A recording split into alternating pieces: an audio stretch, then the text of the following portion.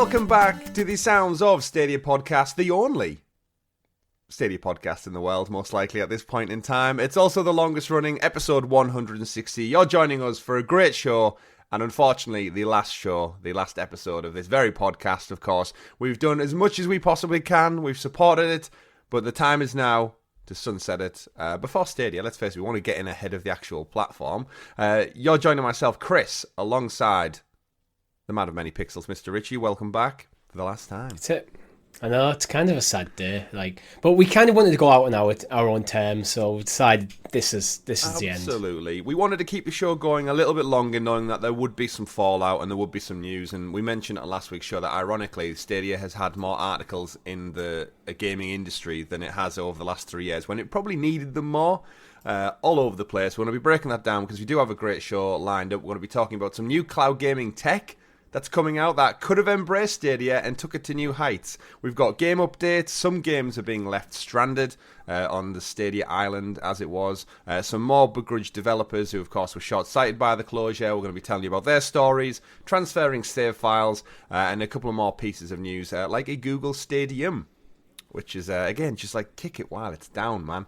We'll break it in. Get into all that, but before we do, don't forget to give the video a like, subscribe, and hit that bell so you're kept in the loop with all of the wonderful content we do here, aside from the Sounds of Stadia podcast. That's right, we are soon to be launching a Xbox xCloud focused podcast, the XPass Podcast, hosted by the man of many pixels, coming soon.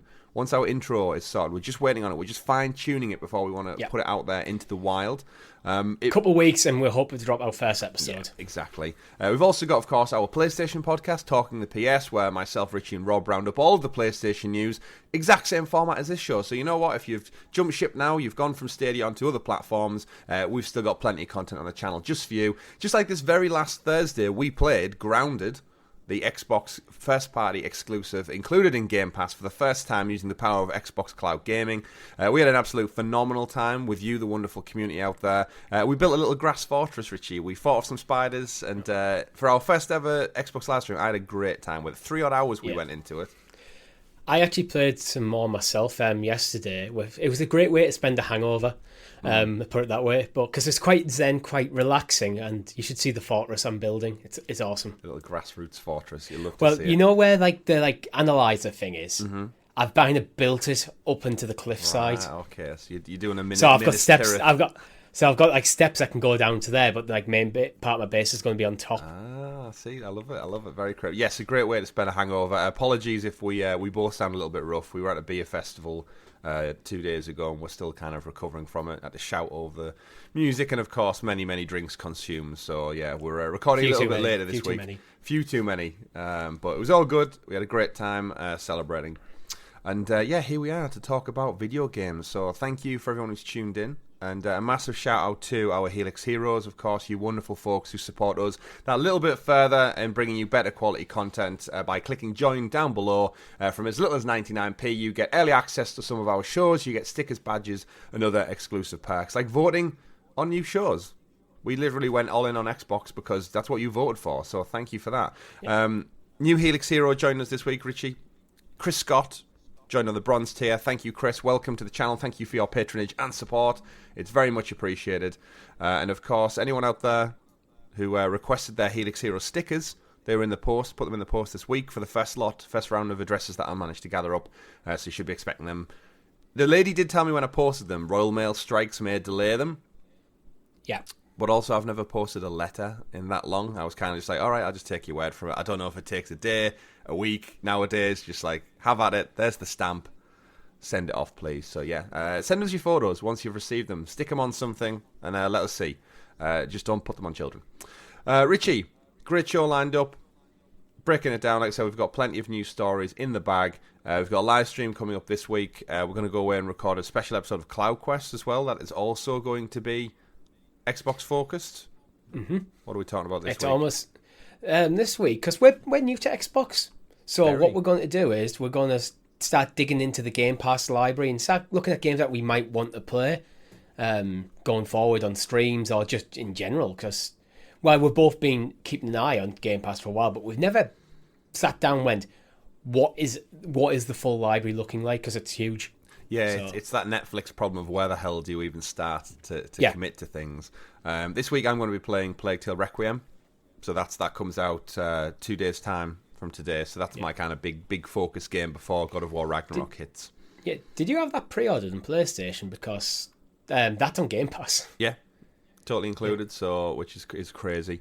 Money saved. That's like 5 months of Game Pass for the price of one game, and we'll talk about that over on the XPass podcast. We'll get carried away. Over here, we live and breathe Stadia Pro, which weirdly enough, as we creep towards the kind of the back end of October, what do we think's going to happen with Stadia Pro? Like they've said, nobody has to pay for it now.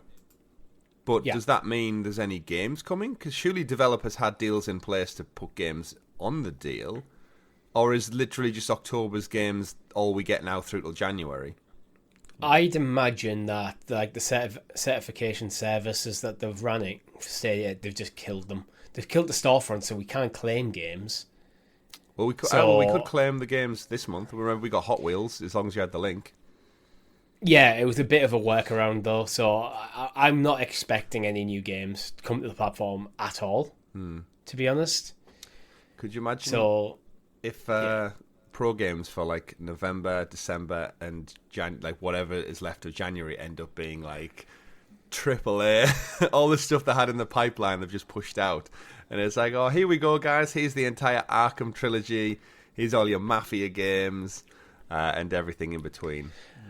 I know I've seen a few people just say, why don't you just make the entire library open to players? But I think that's one where a lot of publishers can go, what, you're giving our game away for free? You can't do that. So there's probably one of them. There's more moving parts to that than... In a dream world, it would be great to just see them go like, well, look, you can't buy them, so the devs can't get any money from it anyway. So if we make it free, at least do it's like a free trial, like time cap everything maybe. So if you don't own the game, you can play, just make everything a free trial basically for 2 hours. And then if you like it, here's a discount code to get it on Steam or something like that. Yeah, but I think there's a lot of publishers that look at it and you're giving our games away for free. That means people aren't going to buy them elsewhere in this time. So it's probably a legal minefield. Oh, yeah, it would never happen. Nope, it would never happen. Don't know any of that. Just like we still kind of have to wait on an update on like the controller situation. They said, we know we covered it last week, they'll be working on it, but I can see that one just quietly going away. Like, are we really realistically going to see any other further statement? Other than just on the 18th it will close and the Twitter account will just go dead silent and like it'll just fizzle out. I'm not... Apart from the refunds and like customer support, I'm not really expecting anything from them now. Okay, so what do you think is going to happen on their birthday this year? The awkward 3rd year anniversary of Stadia that's going to be next month, like almost a month to the day. Well, they basically ignored its existence last year as well. No, they changed their Twitter banner for like 6 months into March. I can't really see that many people who were left on the Stadia team being that motivated to like celebrate it. To be honest, there's nothing to celebrate, is there? It's like I'd imagine most people who are still working on Stadia now are probably looking for new jobs. Oh, absolutely. They've been doing it for like over a week and a half now. But either way, as I said, plenty of stories to get into with the actual thickness of the show. Some games and such moving on, some save file updates for you guys out there if you're still playing, and some hopes and dreams dashed along the way. Richie, introduce us to the super sexy special Stadia story segment, aka the news. The news. That's the last time you're going to say that. The super sexy special Stadia story segment. The news. Of course, the news lives on in our other shows. Yeah, we've got the properly prepared PlayStation perusing points. Well done. You wrote it, so...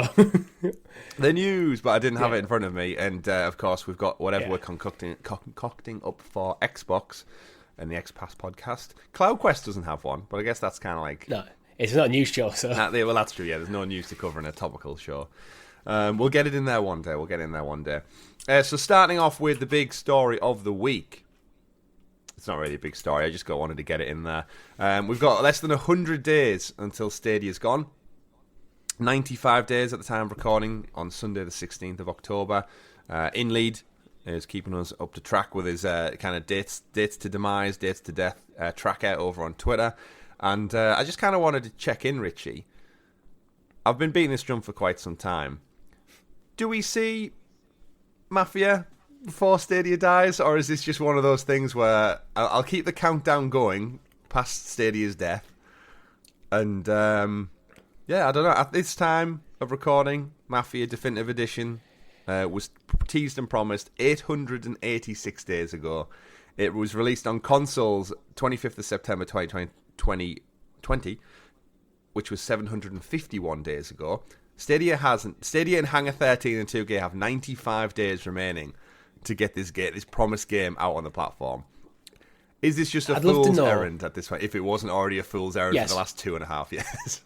Yeah, I think it's been clear for a while that it's not coming to Stadia. I'd love to know the reasons why, because we've heard about games just getting kind of lost in certification, where like it's in certification and then like the devs are waiting on like Google to do something, the Google waiting on the devs, and just seems like a bit of breakdown in communication. I wonder if this is one of them cases where the game's just like, it's not past the certification. The devs are waiting on Google to give like the feedback through, and then they've moved on to other stuff, and maybe no one on the team was that motivated to put the work in to get it on Stadia, when they'll rather be focused on the next Mafia game that's coming out. Yeah, I mean, that one's still a while out. This wasn't really a big story. I just thought I'd put it in there just before. Yeah. I meant to bring it up, I think, when we learned about the closure as a joke point. And then actually, it's actually relevant because there's two titles, arguably AAA titles, that they're still not coming, and they've got less than 3 months to do it now. And I think it's probably safe to assume that we're never going to see Mafia. It was never long for this world. But it'd be hilarious if it did launch, but because the storefront's gone, you can't buy it. Buy it. Yeah, well, Mafia 3 launched into Pro, didn't it? Last October, and they made out like that was a big deal. Like, you've been asking for it. It's like, yeah, because you told us it was coming. And then this kind of just unravels one of the many strings that kind of came to Stadia's downfall, is that they were never clear with us at all. Like, they teased the game on Twitter. The game came out on other platforms, and here we are still 2 and a bit years later, and they've never communicated with us, not the developers, not Stadia, once, that it's still coming, it's in the works, we've got a time frame for it. Like, this has gone beyond ridiculous. And then again, that just kind of that just shows you how bad they were at managing certain aspects of the industry. Yeah, kind of. Is this the sort of thing where, like, you go back to Phil Harrison's statement saying, "Oh, there wasn't enough uptake from gamers," like, but you didn't give gamers a reason to take you as a serious platform. Absolutely, you didn't give enough reasons. You kept your cards close to your chest. You didn't tell people what was coming. A lot of things that people might have expected should have been coming to a AAA platform didn't come, and then games that were announced took forever to come at times, or just hasn't. In the case of Mafia, it's like this is on you. Like, really, it's not on. You can't complain to your customers saying, "Oh, no one bought it," when you didn't give them reasons to buy it. Yeah, literally every other company in the world does like pre-orders for the most part on physical items, digital items, to gauge interest and start getting that sales receipt locked in before the product's even out. And as ridiculous as it is on cloud gaming, because you just get it instantly, it still is the point of you gauging numbers with your audience. And we've said from day one, like, we beat the drum on a roadmap so many times in the early days, saying we're like a year in now, I want to see what next year has in store, because the entire rest of the industry were doing events where they literally come out on stage and say, here's what we're doing, here's a teaser, here's a trailer, here's a roadmap. And we had some people say to us, oh, well, it's up to the devs to do it. It's like, but the devs aren't doing it either. Hangar 13 hadn't tweeted out for like a year and a half, and then they don't even acknowledge it. So the reality is the devs don't care what platform you play their game on, as long as you play their game. Mm-hmm. That's the thing they're interested in. So you can't leave it up to the devs to sell the virtues of your platform. Yeah, and the devs aren't a marketing That's team. Your job. Like, the devs have their own. They're making the game. Like, yes, the companies will have a marketing team, but as the platform, why do you think all the adverts you see at the cinema and on TV and on your YouTube ads, they end with a stinger for PlayStation, Xbox, or Nintendo? That's because they pay money to market their product in line with that offering. So the big PlayStation, and the stuff comes up, or the big Xbox, noise you get, or from the Switch, they're in there for these third-party games to show that it's coming to their platform. Google did none of that for 3 years, practically. And well, the thing is, that's a very simple splash screen with a very iconic noise. Even if the TV's on and advert comes on, you're washing the dishes or something, you hear and go, oh, that game that we've been talking about is coming to this platform. It's iconic. Stadia had the splash screen. Yeah. They just didn't use it. Didn't use it at all. Again, ironically enough, this week, driving through town, I've seen adverts for the Google Pixel 7 everywhere. Seen it on YouTube, seen it on bus stops, billboards. Not a thing. And the Pixel Watch. Look, there's market integration. Okay, if you buy the Pixel 7, we'll give you the Pixel Watch. That's good marketing. It gets you into that ecosystem, but they just never did that with Stadia. They didn't. But anyway, we can stop moaning about it after this week, Richie. Our listeners and viewers, we won't mention it anymore. In fact, I might go and play. Is Mafia on Game Pass? I don't know. I don't anymore. Although we might touch on stuff like Stadia. If there's any big news drops, we might touch on it on CloudQuest. Yeah. I mean, that's a good point. Yeah, even though we're going to sunset this show, Stadia can live on through our other channel outputs for now. But it seems to be that Mafia was not long for this world, just like Google Stadia. I will keep my countdown going. I'll give everyone an update in like 2025 or something when it's been like 2,069 days and since it was teased. When the new Mafia comes out, and let's say it comes to Game Pass day and date, you'll do a stream of it, and then at that point you'll go, it's been 4,000 days since it was meant to come to Google Stadia. It'll follow me to the end, that joke. It really will. But you know what? Someone had to beat the drum for Mafia and 2K players out there, but alas, it was not the people who were multi-millionaires. Moving on to other announcements. One of the ones we did want to touch on this show, it does launch just before Stadia's downfall. Razer, of course, you're familiar with Razer. They make mouses, keyboards, all the RGB shit that us gamers eat up, love so much, Richie. They've announced a new handheld cloud gaming device. So right off the back of the Logitech announcement we had the other week, the Razer's Edge, or Razer Edge, the company's launched, or pre-orders have launched, to finally show off its portable Android gaming handset. It looks a lot better than the last one we saw, which was kind of leaked back in 2021. And with this one, it's going to release with a Wi-Fi version for $399 in January 2023, followed by a 5G ready version in the States through the Verizon cellular provider. Following later that year, it'll support the carrier's ultra-wideband and 6 gigahertz networks. Razer's this is basically following the Steam Deck's reservation model, so you can pre-order it similar to the Steam Deck. It's meant to be a great device for cloud gaming, streaming through Xbox Cloud Gaming or Nvidia GeForce Now. Razer says that the Edge supports up to 144 frames per second through the Steam Link app when you're streaming PC games locally, and it runs on Android 12 with a Qualcomm G3X Gen 1 chipset. Though instead of being an all-one handheld like the concept shown off months ago, similar to the Logitech G Cloud Gaming one, it's a 6.5-inch tablet now that can be removed from its controller, similar to the Switch. So essentially, it's a little Razer tablet with the Razer Kishi add-ons on the side. Richie, isn't it ironic how Stadia announces its closure just on the cusp of other tech companies finally launching products that would support it in the best possible way in the form of the Logitech G Cloud and now the Razer's Edge? What do you think on this one? Yeah. Well, the first thing is, I think the Wi-Fi only model is overpriced because you can get a Steam Deck for the same price. So, and again, it's like, is there any purpose of it if it's the same price as Steam Deck, and the Steam Deck, well, is perfectly capable of playing cloud gaming, can also play games quite well natively, where this is purely focused on cloud gaming. So it seems to be less functional for the same price. The Wi-Fi model, however, is interesting. Not the Wi-Fi, the 5G model. That's what I've been saying, these sort of devices they need for cloud gaming, because you want this as an on-the-go device. Because at home, you have things like Samsung Game Hub, you have Chromecasts, Project Keystone is on its way, and it's been teased recently. There's ways of playing or through your Chromebook, or through your laptop, or through your PC. There's lots of ways to play cloud gaming in the home. It's on the go, where the only real way to play cloud gaming is on your phone. That's where I think these devices come into their own. Absolutely. So that's why I've always been shouting for they need to be 5G compatible, so you can play them on the go.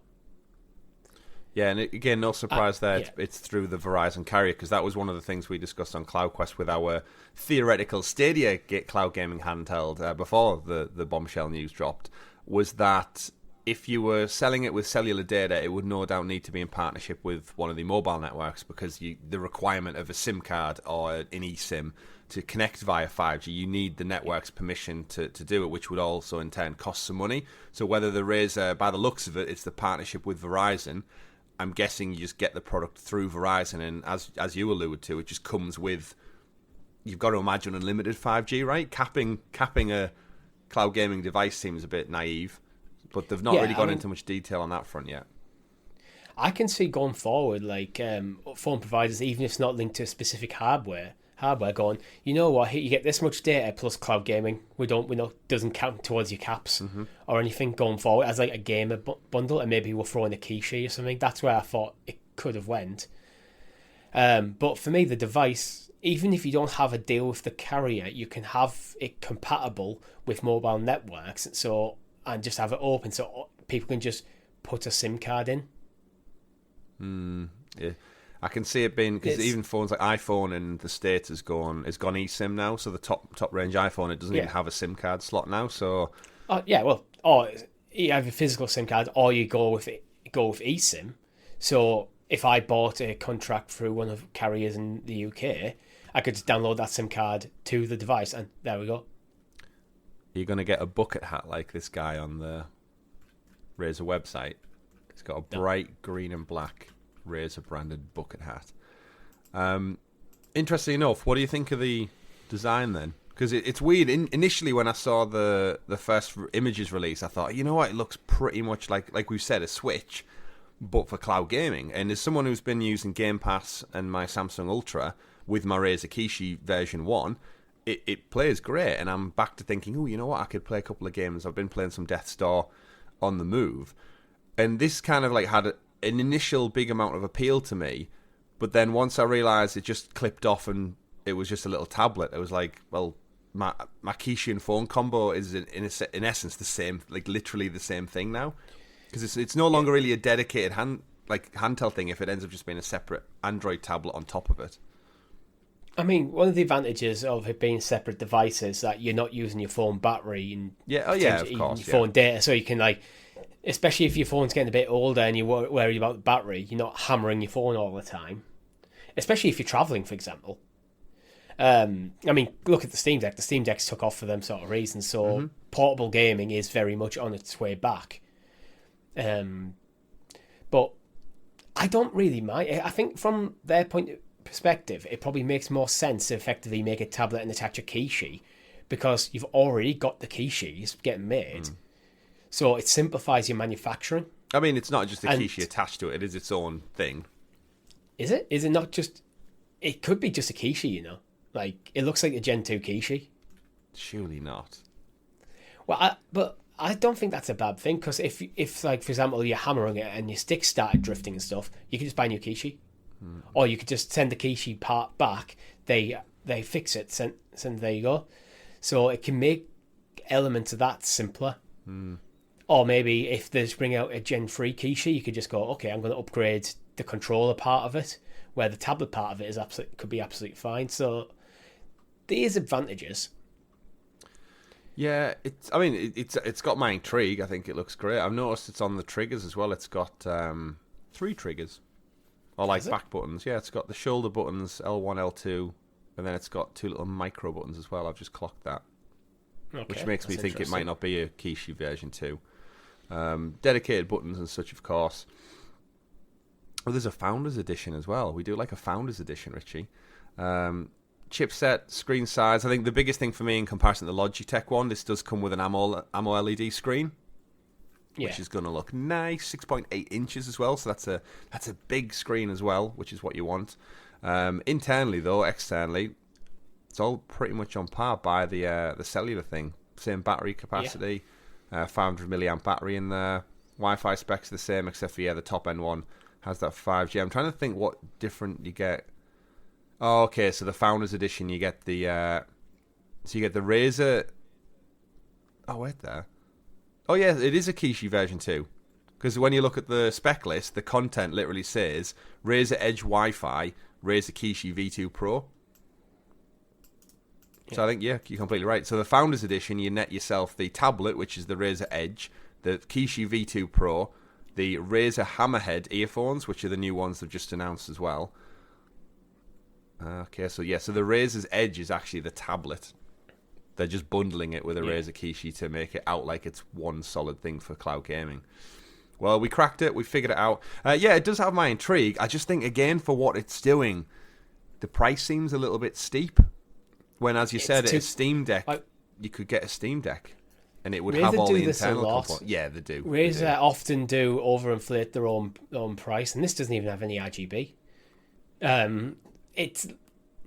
I think it's because it's the same price as the base version of the Steam Deck. It makes it a harder sell for me because, like, I could my thing where if I was going to buy this, I'd be looking at it and go, but I could get the Steam Deck. Mm-hmm.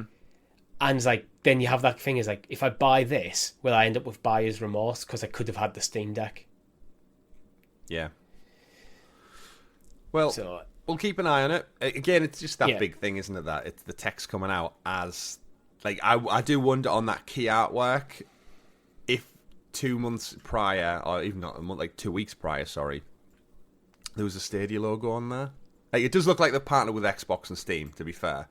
Like, Razer have got great relationships, but again, I think there's something about like the Xbox green and the Razer green kind of marries up quite nicely. Similar to how we've seen them promote themselves with Samsung and Game Pass promos over the years and Game Pass Ultimate and stuff. But I could see this time next year, going into Christmas 2023, there'll be about 10 plus cloud gaming devices on the market by then. Yeah. Every manufacturer. For me, it's the 5G version is the one where I think will be of the most interest. What are the chances, just to kick them while they're down, because we've seen Google doing it all week, and we're going to talk about it later in the news, what are the chances we did that CloudQuest episode about a dedicated Google Stadia handheld or a Google handheld device? What are the chances we genuinely see like a version of this Razer Edge but made by Google in the next year or so? Honestly, I wouldn't be surprised. Google seem to have been embracing cloud gaming in a way that they haven't over the last 3 years. Yeah, I think so as well. Which is like, what the hell? It's kind of statement. Yeah, because we've said time and time about like R&D has to go, like companies like Google, Amazon, Apple and stuff, and Samsung and Sony, they're always chipping away at R&D for like random prototypes you've never seen. At the time, over the last 3 years, they know cloud gaming works. They know how to do it. We've said that. We've praised the tech time and time again. There's got to be a division of Google somewhere that is trying to launch a new style product, and I think whether it's some form of like Pixel, Chromebook, or what would have been Stadia or Google Cloud as they're trying to promote it now, there's got to be a crossover somewhere, right? Where they're like, well, yeah, we'll do it. I mean, we'll talk about it more in a bit, but in some ways it feels like now Stadia's out the way, Google can finally go, it's almost like sigh relief, now we can start talking about other cloud gaming platforms and just focus elsewhere. Yeah, where they've probably been restricted because of Stadia, which is shit for Stadia fans. Mm-hmm. But anyway, we'll talk about that in a bit. We shall indeed. Next story of the week, we have news that we brought it to you last week that Outcasters developer Splash Damage was looking to give it new life deservedly on another platform, and unfortunately for Outcasters, it looks like that dream has ended. They put out a tweet on their official channel saying, "Dear Stadians, it is with a heavy heart that we inform you that we do not have plans to bring Outcasters to another platform at this time. Outcasters was designed and built exclusively for Stadia, with many of its systems heavily reliant on the platform, significantly increasing the complexity of the work required. We still firmly believe that cloud gaming has a bright future in our industry, providing easier access to games than ever before, and we are encouraged to see that other platforms still champion this cause.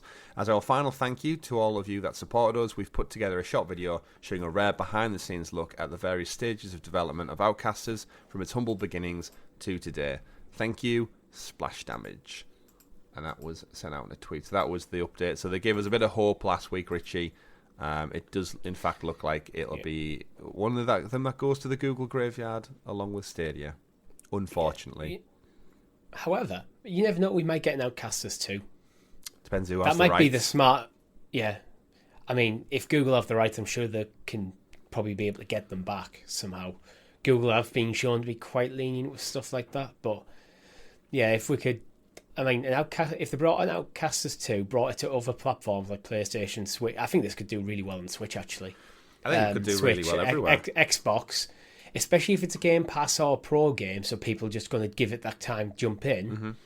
And one of the only real problem we had with Outcasters is the amount of content. If we always felt like this is a game that needs to be regular content drops, like season passes, to really expand on it, on the premise, because the premise is awesome. Yeah, and it's really fun.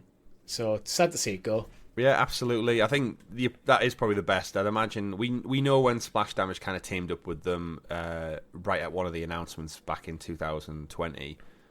We knew we didn't know what we were going to expect, but we thought, oh, these guys worked on the Gears of War, Batman. There's some like big shoes there essentially to fill, and then we got this like kind of little indie darling game came out instead that had a little element of like battle royale to it, mixed in with what we can say now is like Fall Guys, not inspired, but you know what I mean, like in a similar vein.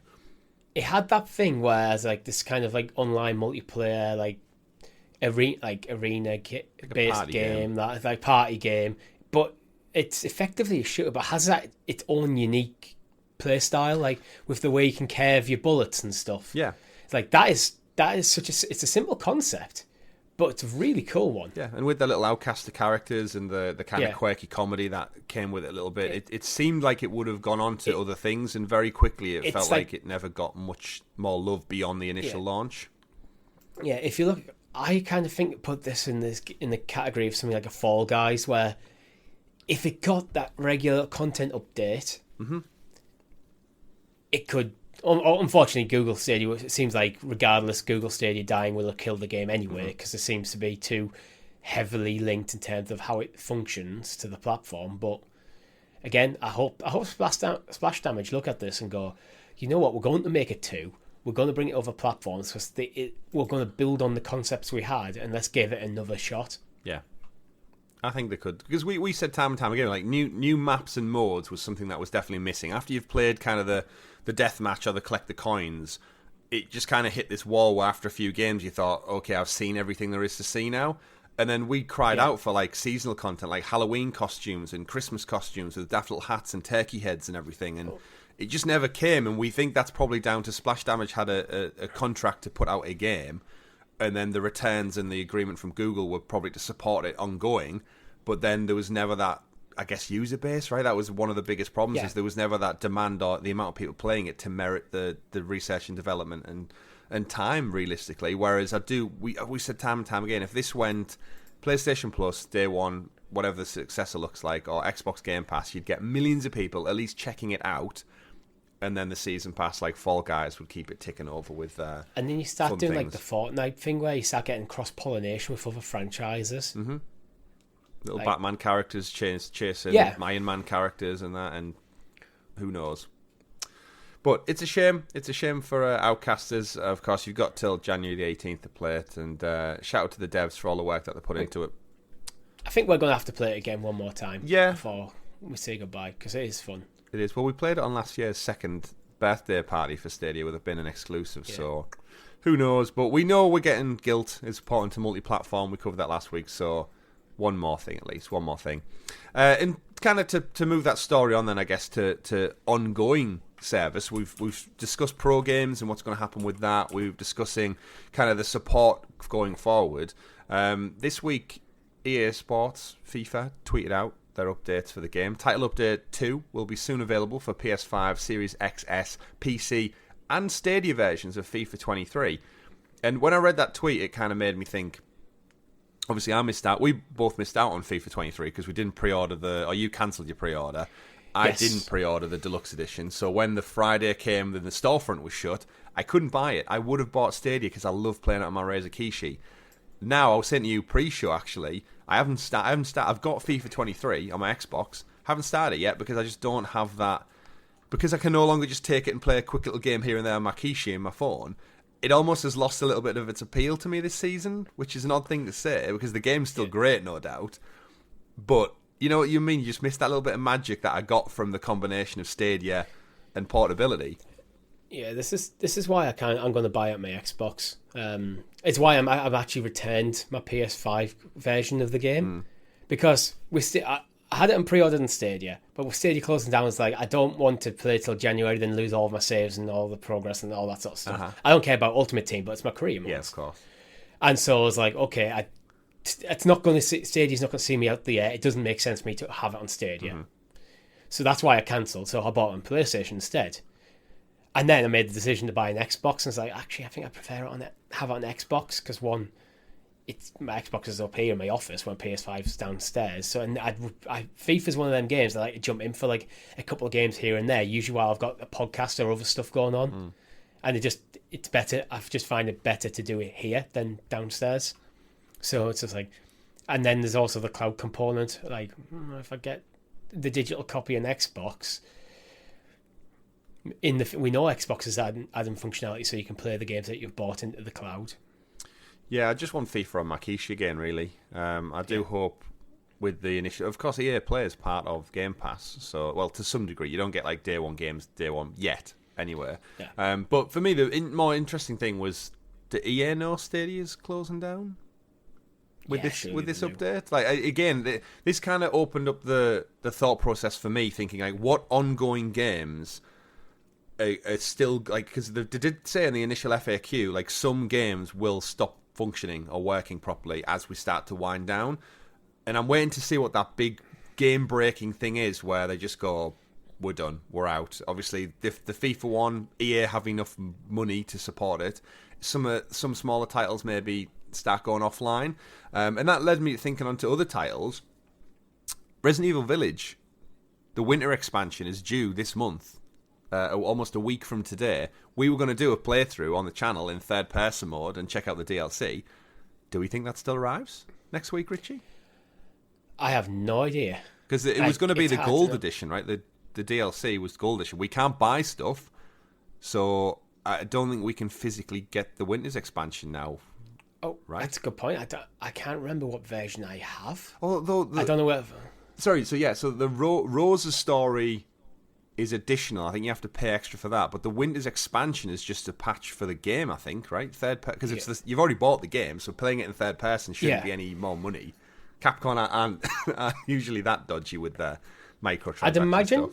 I'd imagine the Winter's update would come, but maybe the Rose stuff doesn't because the storefront doesn't exist. So, because if it's a patch and like it depends whether Capcom just look at it and go, it's not worth the effort now. Well, that's my worry, but then... Or are they going to be good guys out and go, you know what, people bought the game here, we're going to support them. I mean, we have ReVerse, Richie. Well, we may never play ReVerse on Stadia, which we've been going on about for 2 years now. The thing is, actually, I think more devs than not are going to continue to support Stadia right to the end just because they don't want to end up in accidental legal trouble. If they've signed contracts, they'll support it. It's like, while Stadia exists, we'll support it because that is legally what we have to do. Well, who's going to chase them if Google don't give a shit? Like, Google aren't going to sue them because they're done. They're refunding everyone. I doubt any lawsuit will come, but it's like... But if you're like... the Outcasters guys. But if you're the legal team for like EA or like Capcom, it's like you're probably not going to want to take any risks, really, are you? Just go, just keep bringing the patches until we can't put them on there anymore. Yeah, that'll be an interesting one. It's one of the things I've not really considered about game save files because I've kind of...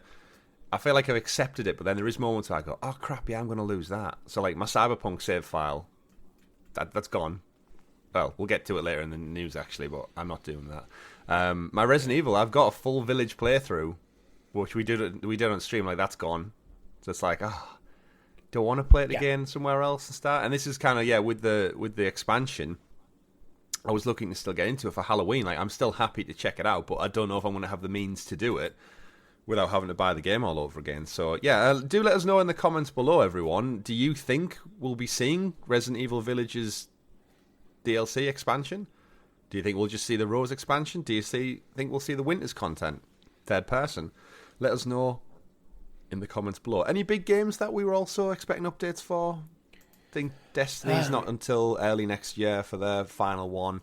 Ubisoft, the Valhalla one? Evor's final story is due in, November, I think. I think that'll get support. I think Ubisoft are pretty much happy to see out their updates. They're pretty on point with it. I'm not. Ubisoft are one of them ones though, because of Ubisoft Connect. Mm-hmm. It's kind of entwined into that.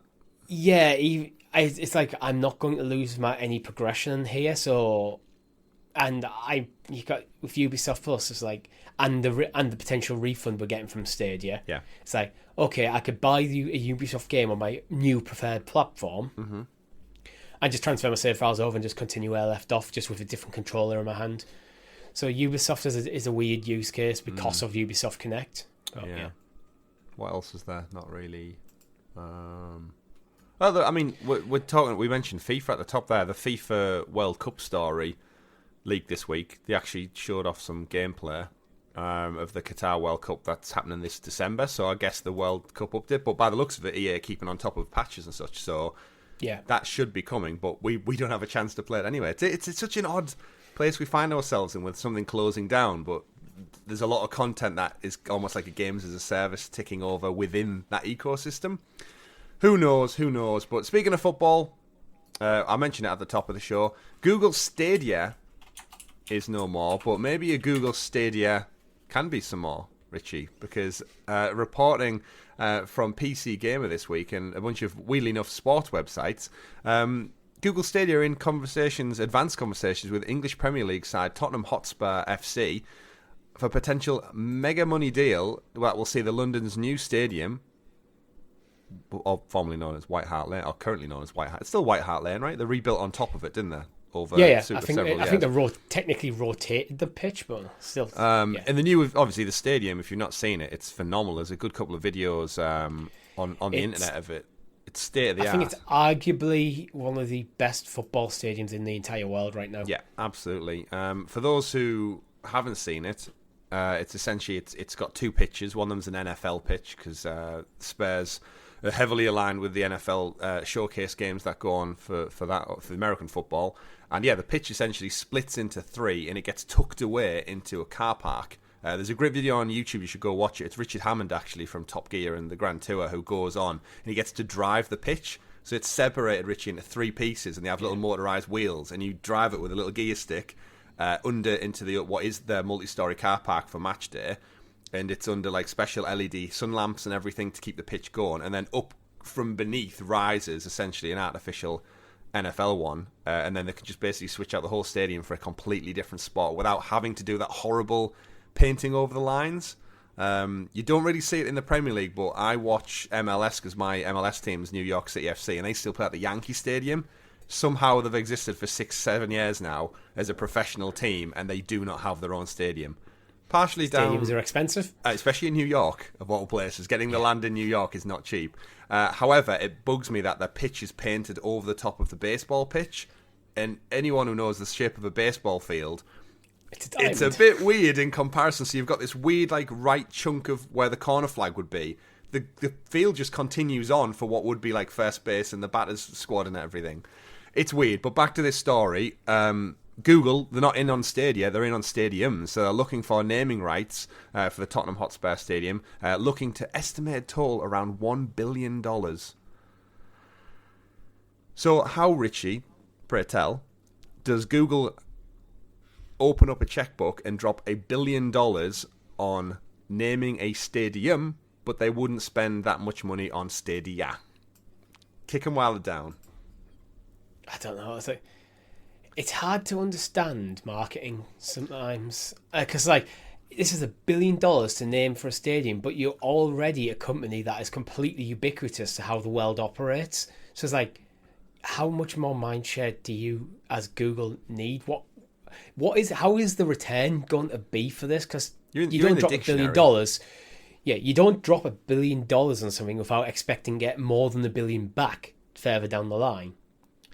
It's weird. So isn't how it? does this? Yeah, I mean, I don't really, and this is where I'd love to have Rob on this because he knows more about this stuff than we do.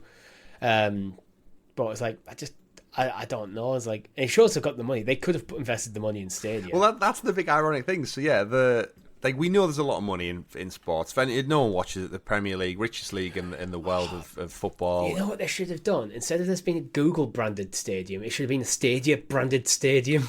A Stadia Stadium. Could you imagine the most connected? To be fair, what this is effectively, I suppose, free advertising revenue. Well, it's not free; it's costing them $1 billion, but it means that all their new product launches they can just plaster all over the stadium. Oh well, that's the thing. Yeah, with the naming rights, we saw with Mike Ashley Newcastle, he tried to rename the whole thing the Sports Direct Stadium, which he did it. He did do it. Yeah, even though no one ever actually acknowledged it in the city. Yeah. But yeah, it's weird. Yeah, obviously Google are not short of cash. It says in the article, Google branding will appear predominantly in the building and in broadcast for the Premier League. So I guess that's kind of the thing at the moment. Sony and PlayStation kind of have the locked. I associate PlayStation with the Champions League because it's for 10 plus years now. It's been plastered on the side. And I actually get a little chuckle if you go back and see like highlight clips from older games. It's like PlayStation 2 on the boards, and it's like, oh man, they've been tagged to it for so long. And you do get that association. We said right at the beginning of the show, marketing or lack thereof, how interesting it is. But I mean, you go back to St James's Park when that was a Sports Direct arena. Every single time, so a member of the press referenced it. They had to, by law, they had to reference it by its actual name, which was the Sports Direct arena. Yeah. So you're getting that, but I think it's Sports Direct and Google are operating on very different scales. Oh, absolutely. But yeah, you've got Premier League games, Champions League games, with Spurs are in the Champions League. Obviously, they do concerts, they do the NFL stuff, which I guess is probably why they're more looking at Tottenham, because the NFL ties. Google, big American corporation, NFL, biggest sports in the States. It makes sense to tie them up. They host boxing matches, rugby, they do concerts there as well. So the stadium's not just about the football, which is kind of why they rebuilt it in specifically for these different purposes to increase that revenue stream out of the game season. And sports sponsorships, of course, are not a new thing for Google. Pardon me. They've in the past have sponsored NBA, MLB, Formula One and stuff over the years, but it's a lot of money to drop, and I think it is the irony in Stadia being shuttered, and it just makes me... The timing is... It's unbelievable, isn't it? Along with all the other news of the Razer stuff and the cloud, and there's another story that we're going to get onto next. It just makes me think, could this $1 billion, imagine if that was pumped into Stadia for getting games. We said they got Resident Evil 7 and Village for 10 million. What would $1 billion get you? How many AAA games could they have paid to port across and thicken out that library with quality titles? There's stuff they could have done with this sort. Like, even if they go, okay, we'll drop $1 billion to sponsor Tottenham. So you're going to have Google branding all of the stadium. You could have used that to advertise Stadia. You could have done a marketing campaign where you have Harry Kane playing FIFA on Stadia. Mm-hmm. Yeah, there's stuff you could have done there. Like, I mean, this week Harry Kane's reading books to kids on CBBS, so he's doing stuff. But yeah, it's just, and again, we are well aware of the business lens of this. The budget paid for marketing sponsorships like this one is not just pulled from the same pot. They all have the finances allocated at the 10 of the financial year, and this will be ring fenced for promotional stuff, and it's probably been years in the making. So I'm well aware it's not just a case of Stadia's closed, give the money elsewhere. That's not how business and companies on this scale operate. But it is annoying and ironic to look at it and go, couldn't have shaved off a couple $100 million of that and just put it into one of your other projects that a lot of people were hoping would succeed. I think that with Google, they operate each like fork of their business as its own independent business. So they'll probably basically give like here's your startup cash from Big Alphabet. Yeah. But then after that goes, you kind of figure it out yourself, and I think that's why you end up with so much stuff in the graveyard. Yeah. Because if things need that longer term investment to kind of really get going, or sometimes just poorly thought out, when the money dries up, that's it. I wonder if this is what's happened to Stadia, where it wasn't generating enough money for it to be sustained, and then the tap got just cut off. Yeah, really did. Pivoting on, though, to something also new and ironic, on top of the Stadium news, Chromebooks. We know Chromebooks are a thing. They've been a thing for a while, and for a while they've been promoting them alongside Stadia. No longer. Google just announced 3 new Chromebooks in partnership with their good friends over at Asus, Acer, and Lenovo. They've done a little marketing push and campaign. And Richie, the final nail is about to be driven in Stadia's coffin, but Google have turned around and announced some new devices that are designed for cloud gaming. And announced to the press this week, Google said it still sees cloud gaming as a huge profit driver for the company. And even though Stadia's on its way out, Google have got great partnerships with these companies, boasting high specs for Chromebook, including refresh rates up to 144 Hz and optimized for streaming using the power of decent Wi-Fi cards. Here we go. You know what the thing I hate the most about all of this marketing campaign? The adverts.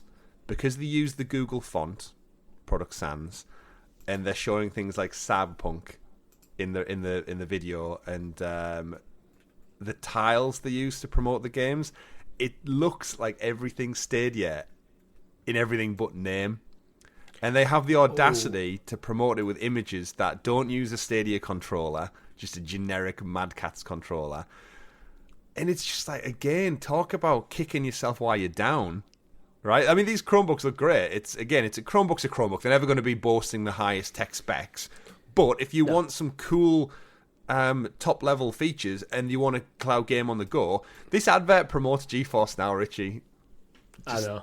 Just to drive home that. Actually, on the Chromebook page on Google, it actually has a Stadia logo in there still. I mean, technically, it does work until January the 18th. Yeah, it's just one of them. It's like, it's when they're doubling down. It's like, no, we believe cloud gaming is the future. It's like, then why did you get rid of Stadia? Why didn't you invest in it? Why didn't you push that forward? Mm-hmm. Like, yeah, now you're advertising. You could have had a bigger thing of the pie. Like, yeah, you have it running like GeForce Now. You have it running XCloud and whatnot. But on all your marketing, you kind of have it running Stadia, and it's just like, come on, guys. Like, yeah, it feels every time they say, "Oh, we think cloud gaming's the future." It feels like another kick in the teeth to fans of Google who invested money and time into Stadia to play games there and had a great time with it. It's like, absolutely. They're just flung in the towel. And again, one of the most ironic things, if you look at... so IGN, of course, put an article out. Barely covered Stadia for the last 3 years, but here we are. Google's ambitions to make gaming-focused Chromebooks are now coming to fruition. In a new press release, Google announced that they partner with Asus, and Lenovo to make these gaming-focused Chromebooks designed for cloud gaming subscription services like NVIDIA GeForce Now and Xbox Cloud Gaming. And the picture is the 3 Chromebooks. One on the left, Deathloop, with an Xbox logo. The one in the middle, Witcher 3, with the GeForce Now logo. The one on the right, Control Ultimate Edition, with the Amazon Luna logo. You've launched 3 new products, and you are literally promoting the runners left in the race after you fell over and dropped out. And there is just something like bitterly painful about it, where it's like, where were these promotions? And like, I'd love to know if these assets had Stadia stripped out of them front and center, like in the last week or so, because we know a lot of the staff and the team didn't know about it. At least they got round to pulling Stadia from the artwork, I guess, because it would have been ironic if they promoted these Chromebooks still with Stadia in, I guess, all things said and done. I'd be very surprised if like someone at Google who was working on the Chromebook team hadn't put time and effort into making Stadia versions of it, all the assets that we've seen. Mm-hmm. I mean, imagine a team like Google they're not just going, here's one asset, we'll push that. They'll make probably lots of different variants. Yeah. And then marketing will go, that's the one, we're going to go for that one. Yeah. I mean, the articles in particular, there was one from VentureBeat about Google's new supported cloud gaming laptops. And guess who tweeted out of that? Amazon Luna's official account. Thinking about they actually tagged Google Chromebook. That choice just got easier. Get 3 months of Amazon Luna Plus with the new Chromebooks. This is what I was saying earlier. It feels like Google have now, because Stadia is now out of the way, that they can now double down on cloud gaming. But it's like, you could have just done it yourself. Yeah. You were doing it yourself. They're no longer beholden. What you needed to do is get better games on the platform, give it more frequent drops of AAA games, and show actual Google level commitment to the project. All them things were missing, and you basically didn't sell it to people, which meant that why would anyone jump in on it? Well, so I don't know. It's a crazy one. Either way, moving on a little bit, we've got an update on some games that are still hanging around the Stadia world.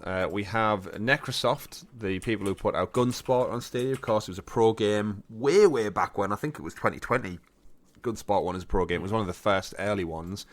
For our friends at Google Stadia, an update about the original Stadia exclusive Gunsport. Long story short, they're going to try and bring the game to Steam along with the new Hyper Gunsport for free. We'll update us more as the updates go through. So over on the official Twitter page, Hyper Gunsport is essentially the super turbo version of Gunsport. So it essentially makes the original game redundant. The developers have said themselves the Hyper Gunsport is kind of the ultimate way to play this game. And it was exclusive on Stadia, but they're looking at bringing it across to Steam. And I guess we'll just keep tabs on this one. I've never actually played Gunsport still. It was one of them pro games that just fell into my library and I never really thought about. Yeah, same. It's one of the ones I just missed when it came out, and then we never went back to it. But I wish them luck. Yeah, absolutely. You want it to keep going. Over on Reddit, this again, just to clarify, they said Gunsport was a Stadia exclusive. We don't want it to die with the platform, so we are planning on packaging the original game in a branch of our Hyper Gunsport Steam release. So anyone who gets Hyper Gunsport will also get the original game. So there you go. Head over to Steam, support Necrosoft. I do know it's a fun game, and it's essentially just volleyball with guns. Is the best way I can describe it. But again, it's nice to see it's going to get an ongoing life. And then next up, we have an update from Projekt Z. Now, those will remember Projekt Z. We covered it quite a few times on the show. It had a Kickstarter running, and one of the Kickstarter things was for Google Stadia. They were looking for developers. I think we pushed them in the way of the Stadia Makers program back in the day. It's a zombie shooter set in World War II times. 314 Arts, and they're delighted this week to announce that they've partnered with Modus Games as a publisher. So they found their publisher, Richie, after going back and forth with Kickstarter stuff. They actually pulled the Kickstarter, if I remember rightly. I think they had a Kickstarter, and then after so many weeks of it, the plug got pulled because they said they're in discussions with other partners. So it turns out that was in fact Modus Games. So always better, I feel like, to go through official channels than a Kickstarter if you're a developer company. You're getting certain reassurances that come with going through them. So Projekt Z coming to PlayStation 5, PC, and Xbox X and S. Wouldn't surprise me if it's a Game Pass game, if I'm honest. No, me either. Modus, it's ironic that Modus is actually one of the biggest supporters of Stadia. If you look through their list of games, most of them, there's a good chunk of them that did come Stadia. Yeah, absolutely. Nice to see. And hopefully we see the Projekt Z come to life somewhere else. One thing that has been delayed, we've actually covered it quite a lot on the channel. Humankind was due its console release, and it's been delayed indefinitely. So the PS4, PS5, Xbox One, Series X and S versions of the game have been pushed back until further notice due to some unique challenges. The console versions in development at Amplitude Studios and Aspire, who were the ones who have just been pulled off the Knights of the Old Republic remake. So maybe that's caused some problems. Humankind, we've kind of got an on and off relationship with them, Richie, because obviously if you were looking to play it on Stadia and then you wanted to move over to console, it looks like you might have to wait a little bit longer to do such a thing. But they've had a bit of a murky kind of post-launch on Stadia with the DLC not coming and patches not being up to date. And now it looks like they're struggling to get the game out over on console. What do we think the reason behind it? Do you think it's just too much work, or do you think the studio's not big enough? Or because it seems to be like every other couple of months I read an article about Humankind that's just not positive. I don't know, because we know the fact that it was on Stadia means that they had schemes working so you could use controller support. Mm-hmm. So the traditional thoughts for me in this sort of like grand strategy game, where it's like very much better played mouse and keyboard, that doesn't really apply because they've already figured that out for Stadia. So I really don't know. Maybe it's just not up to. Maybe that is just not up to the standards of like PlayStation and Xbox or something. I really don't know. Yeah, like certification or something. Of course, the first major expansion, the Together We Rule, was due to come out. Or it's still set for release. Sorry, on November the 9th. So they're about just under a month away from their first big expansion. So the way I read read it looking from the outside in, it just looks like they've maybe took on too many things at once with updates, expansions, and console ports, and they've just obviously not able to hit the time frame for the release date. So who knows? But like you said, the Stadia version would have been ideally the console version you'd use because of the controller support. Maybe Stadia closing has impacted it. Yeah, I don't know. Maybe. What if Google just go, servers are closed, and they go, we were going to use that version as our base for the consoles? Yeah, it seems unlikely because I always got the impression that Stadia was a secondary fault for them after release. Oh yeah, definitely. Because we had stuff that we've had expansions that were initially delayed, or patches came later than on PC. Uh-huh. But so I really don't know. Like, I mean, I hope they figure it out. But I mean, you can still play this game on PC. I think it might be on PC Game Pass as well. I'm not sure on that one. I hope it is, because it means I still have access to the game. Well, that's true, yeah. Who knows what happens with save files and everything, though. I don't have enough saves to care about that. And the last few stories of the week, then, rounding out the show. Cyberpunk 2077, there's been an update from CD Projekt Red regarding the official transfer method. So, CD Projekt Red has released an official save file transfer method for Cyberpunk 2077 for players on Stadia. As with the below workout discussed, of course, some players a couple of weeks ago figured out how you could do it, but now CD Projekt have put out the full instructions over on their website. It's lost somewhere in the FAQs and technical installation save options. Essentially, it's kind of what I think most people have thought to do on most other titles, which is open the takeout.google.com, create an export of your Stadia information essentially, and then port it over to the PC version of the game using a file extraction tool. Any interest in doing this for yourself, Richie? You're the one person I know who actually finished Cyberpunk through its entirety, so where do you sit on this? No, because I already have my takeout stuff. I just took, as soon as I realised I could do that, I just got all my save, I got everything anyway. But if I was to go back and play Cyberpunk now, I'd be wanting to start fresh. Because I've been when you're too far removed, it's like, I find it, I mean, again, I also roll credits, so I find it weird to go back to jump after like 2 years to jump back into a character that like I've left behind a long time ago. So I'd want to restart, so it's there. I have the option if I choose to, but I'd be unlikely to use it. Yeah, I know the feeling. Shout out to all of the characters in video games that just at one time or another just get left.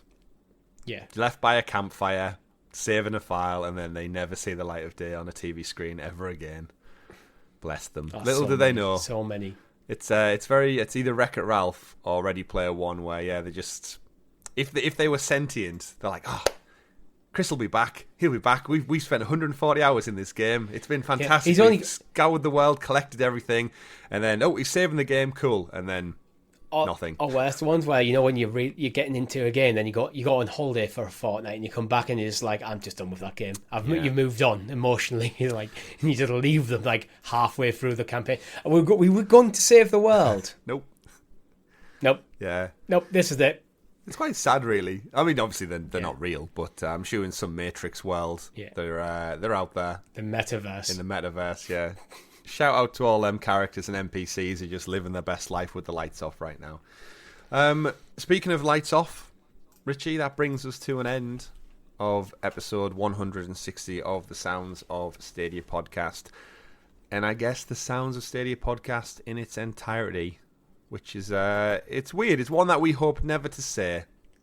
When we started this, episode 1, you, me, and Tom got together to talk about this new fledgling cloud gaming service, this platform. From the powers of Google, with all of the money that they had and their expertise in technology and cloud infrastructure, little did we know they would fuck it up in less than 3 years' time and leave us with a channel, thankfully, dedicated to cloud gaming as a whole and not just Google Stadia. But I think one thing to say is that we've learnt a lot over the last 3 years with emerging technologies and cloud gaming. It's definitely changed the way I approach video games as a newly, obviously, a content creator now and a gamer full stop beforehand. It's shown me many experiences with the use of Stadia Pro that I never would have played before. There's so many genres and titles that I've dabbled in and had a great time. And I think the one thing I'll always take away from this show is the community that it's helped us build around it. Like, we were a Stadia dedicated channel for 2+ years, until we felt the need. We doing well enough to branch out into other things that we had interest in, and we've met wonderful people along the way. We've had so many laughs. I think making the 3-year anniversary video and looking back at how many times in them clips, you, me, Tom, all of our guests across the years, we're just having a proper like laugh out loud chuckle. I don't know what it was about half the time, but it was a great laugh. And after 160 weeks consistently, we can turn the lights off at SOS Studios. Anything you'd like to say to the viewers and listeners out there before you start bawling it? I don't know. I am feeling a bit emotional, to be honest. Thank you for watching, basically, and we're not, as we've said many times, we're going to keep iterating. We're not going anywhere. Hopefully in a couple of weeks' time, we'll be launching XPass. Mm-hmm. It's kind of onwards and upwards, and I think for Stadia as well. I think for me, it's proven cloud gaming is the future. Yeah, Stadia may have failed ultimately, but anyone who's been playing Stadia for the last 3 years knows that the potential of cloud gaming, and it just feels like cloud gaming's just getting started. And I think the legacy of Stadia will be in like xCloud, it will be in GeForce Now, it will be in PlayStation Plus, etc. It'll be in Amazon Luna going forward. It really and in Helix Cloud Games, because again, we're not going anywhere. Yeah, that's true. Unlike Stadia, we'll commit to something for longer than 3 years, and we've had great adventures, and we'll have many more to come. So just to reiterate, the podcast. If you're listening to this on a Monday on audio feeds or youtube.com/Helix Cloud Games, we're not going anywhere. The channel's still here. We've got don't unsub from your audio feeds either, because this feed will get changed into XPass. Yes, that's true. If you're listening on audio feeds, we're going to just reiterate and evolve the show. But yeah, there's nothing more to be said. The news has trickled out. We'll probably do some kind of special event on 17th, 18th of January next year to celebrate, but it's kind of just naturally the end of the road. I'd like us to do one more sound as a one-off Sounds of Stadia, like to properly say goodbye before the servers go off. Yeah, indeed. We'll probably do it live as well. Yeah. So we can enjoy it with you, the wonderful folks who support us out there. Just like our Helix heroes do, of course, the wonderful 50+ of you who joined us on this adventure, and you continue to join us into the world of xCloud, PlayStation, and everything else up there in the fluffy digital clouds.